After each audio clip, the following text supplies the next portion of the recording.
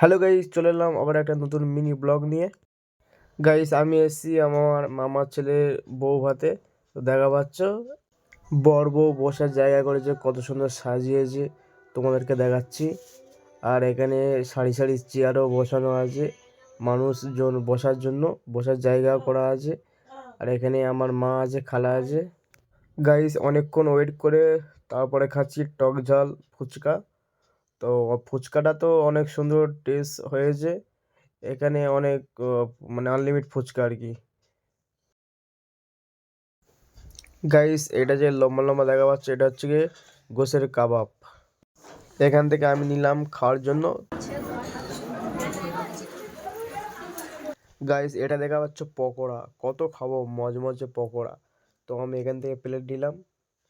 আহ, তো এত ভিড়, তো আমার তো লাইন তো সবার লাস্টে পড়েছে। তো আমার কত বড় একটা পকোড়া দিয়েছে দেখো, দেখে জিভে জল এসে যাচ্ছে। গাইস, এই শীতের সময় গরম গরম কফি তো খেতে তো অনেক সুন্দর লেগেছে। তো আমিও খেলাম, ইচ্ছা হলো কফি খাওয়ার। গাইজ, আমরা তো ছিলাম দুতলা, নিজের খাওয়া দাওয়া কমপ্লিট করে তিনতলায় গেলাম যে বিরিয়ানি খাওয়ার জন্য। অনেকক্ষণ অপেক্ষা করে ভাবলাম যে বিরিয়ানিটা খেয়ে নিই। তো রাইস দিল, তার সাথে গরুর গোশ, যাকে বলে বিফ। বিরিয়ানি নিয়ে চলে যাচ্ছিলাম, তো আবার আমাকে ডাকলো, দাদা আলুটা নিয়ে যান, শুধু বিরিয়ানি খাবেন?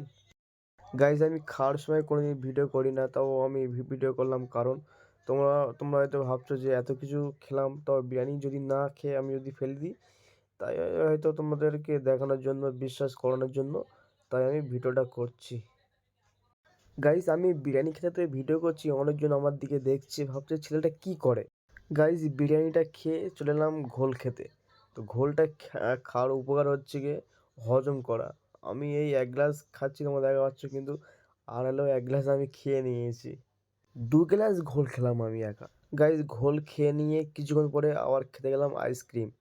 তো দেখা যাচ্ছে আইসক্রিম খাচ্ছি, ঠান্ডা ঠান্ডা, আবার ঠান্ডা ঠান্ডা আবার আইসক্রিম, যা হবে দেখা যাবে।